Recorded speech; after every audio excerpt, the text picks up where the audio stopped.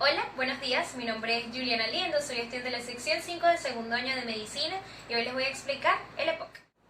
Antes de comprender qué es el EPOC, es necesario que comprendamos la anatomía funcional del pulmón, pues más adelante nos permitirá identificar por qué el EPOC tiene tanto compromiso respiratorio. En primer lugar, el sistema respiratorio obtiene oxígeno del medio externo y lo proporciona a las células para eliminar el dióxido de carbono producido por el metabolismo celular, proceso que conocemos como intercambio gaseoso, en el cual el oxígeno inspirado se une a la glucosa en el tracto digestivo y se produce energía química en forma de ATP, agua y dióxido de carbono. El sistema respiratorio se clasifica en una vía aérea superior y una vía aérea inferior. La vía aérea superior incluye la nariz, las fosas nasales, los senos paranasales, la faringe y sus partes, la laringe y el cartílago cricoides, que es el límite inferior de la vía aérea superior. La vía aérea inferior inicia a partir de la tráquea y en la carina se bifurca para dar origen a los dos bronquios principales, derecho e izquierdo. El pulmón derecho tiene tres lóbulos, superior, medio e inferior, a diferencia del izquierdo que tiene uno superior y uno inferior, y esto es debido a la impresión cardíaca que genera el corazón. Este bronquio va a seguir una división hasta llegar al parénquima pulmonar o unidad funcional del pulmón que conocemos como los alvéolos. El sistema respiratorio también puede clasificarse en una zona de conducción y una zona respiratoria. La zona de conducción debe su nombre que conduce el aire, pero también tiene la función de calentar, humidificar y filtrar el aire. También se conoce como espacio muerto anatómico porque no se lleva a cabo intercambio gaseoso, a diferencia de la zona respiratoria, que está compuesta por el bronquiolo respiratorio, el conducto alveolar, el saco alveolar y el alveolo para llevar a cabo el proceso de difusión de gases. El sistema respiratorio cumple tres funciones principales, que es la ventilación pulmonar, la difusión de gases o hematosis y la perfusión pulmonar. La ventilación pulmonar es el ingreso del aire de la atmósfera a los pulmones y en sentido inverso, con ayuda o con la contracción y relajación del diafragma y los músculos intercostales y las costillas que permiten la expansión de la caja torácica. Esto es lo que conocemos como inspiración y expiración simple. La difusión de gases es el intercambio gaseoso de oxígeno y dióxido de carbono entre los alvéolos pulmonares y los capilares pulmonares por diferencia de presión de gases. Y por último, la perfusión pulmonar lleva sangre venosa o sangre carboxioxigenada a los capilares pulmonares donde se añade el oxígeno y se extrae el dióxido de carbono. El EPOC o enfermedad pulmonar obstructiva crónica es una enfermedad que se caracteriza por la obstrucción poco reversible de las vías respiratorias e incluye enfisema, que es la destrucción y ensanchamiento de los alvéolos pulmonares, y la bronquitis crónica, que está caracterizada por tos crónica productiva y enfermedad de las vías respiratorias finas en las que se estrechan los bronquiolos. El tabaquismo constituye el principal factor de riesgo ambiental para la aparición de la enfermedad obstructiva crónica. En los países donde se utiliza la combustión con mala ventilación, está asociado como un factor de riesgo entre las mujeres. El EPOC puede ser resultado de una función pulmonar máxima reducida y un deterioro acelerado de la función pulmonar. Un factor de riesgo del EPOC de origen genético es el déficit notorio de alfa-1 antitripsina, pues produce mayor riesgo de enfisema. Los trastornos respiratorios de la niñez, el bajo peso corporal y la exposición pasiva al humo del cigarro son algunos factores que se asocian con la aparición del EPOC junto con otras sustancias de menor riesgo como la contaminación ambiental, el polvo y otras sustancias químicas inhaladas.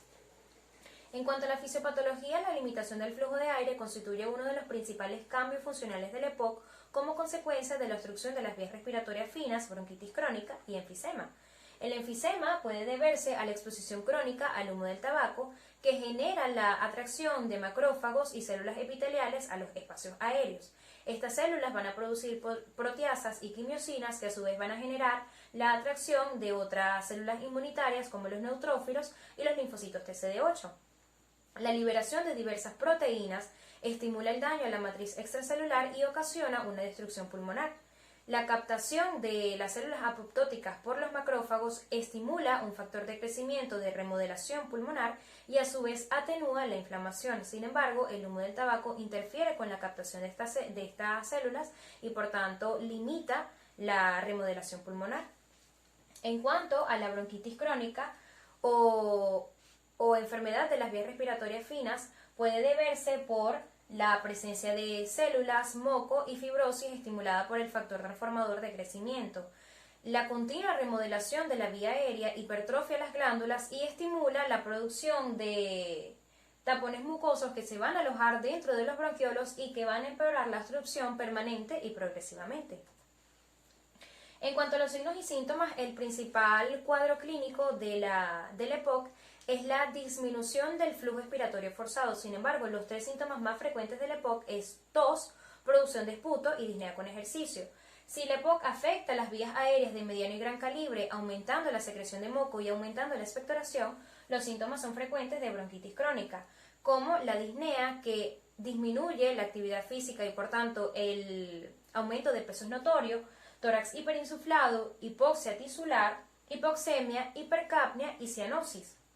Si el EPOC afecta las vías aéreas pequeñas, disminuyendo el intercambio gaseoso y disminuyendo la cantidad de oxígeno en sangre, los síntomas son frecuentes de enfisema.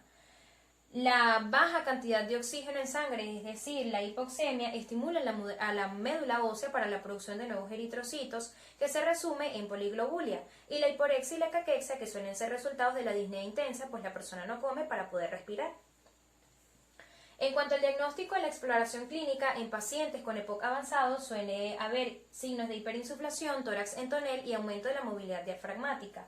La radiografía de tórax identifica hiperinsuflación, enfisema e hipertensión arterial. Como el EPOC destruye el parénquima pulmonar y por tanto aumenta el espacio aéreo, esto crea lo que se conoce como bullas.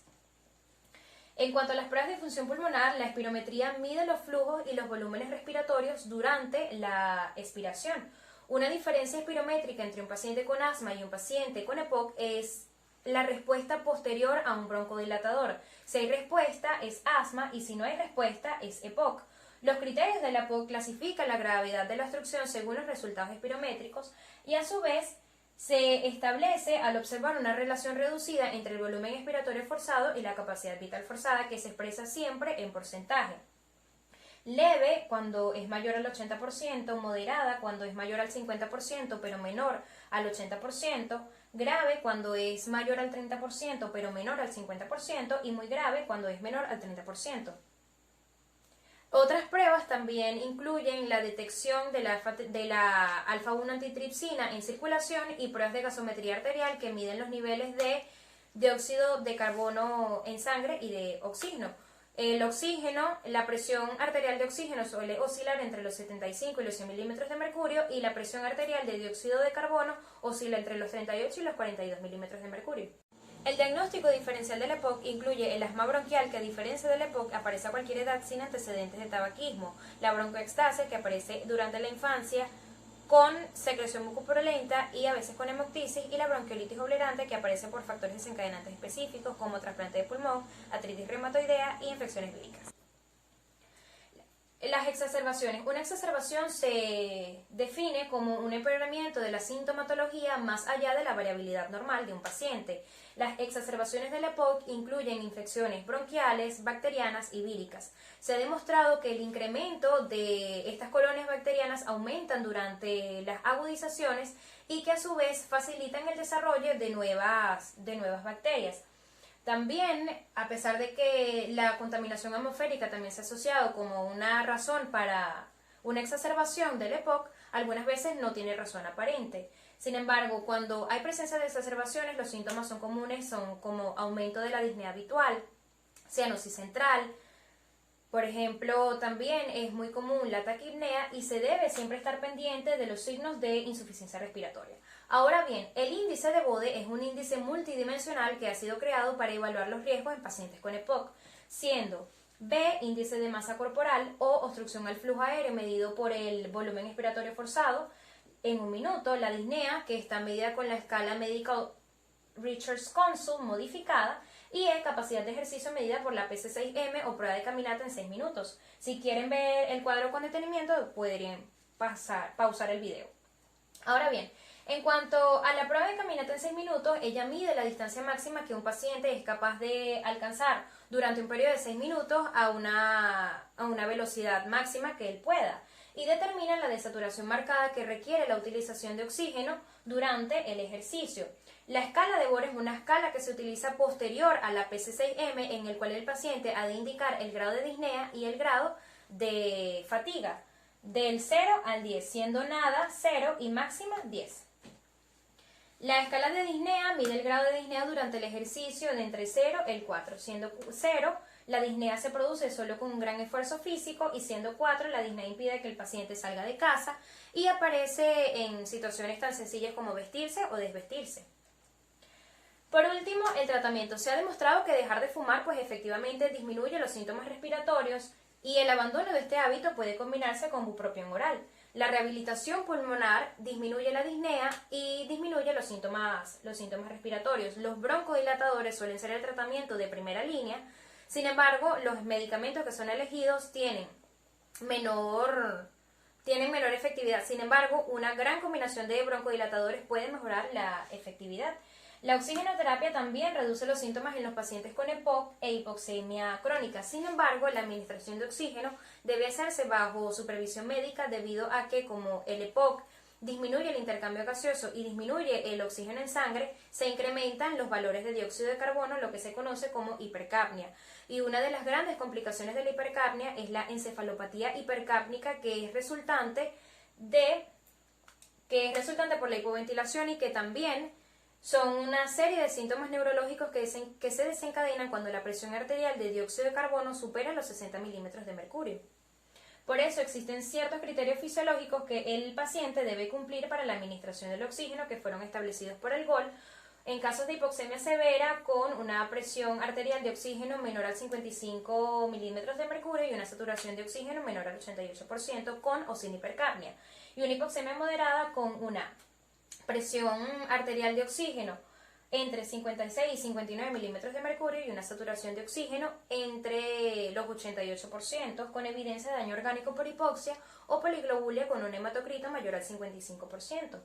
Para lograr una corrección de la hipoxemia con bajo riesgo de toxicidad, se recomienda que según la presión arterial de oxígeno basal, se administre tanta cantidad de litros. Si es de 50 milímetros de mercurio, debe administrarse 1 litro por minuto. Si es de 45, 2 litros. Si es de 40, 3 litros. Y si es de 35, 4 litros.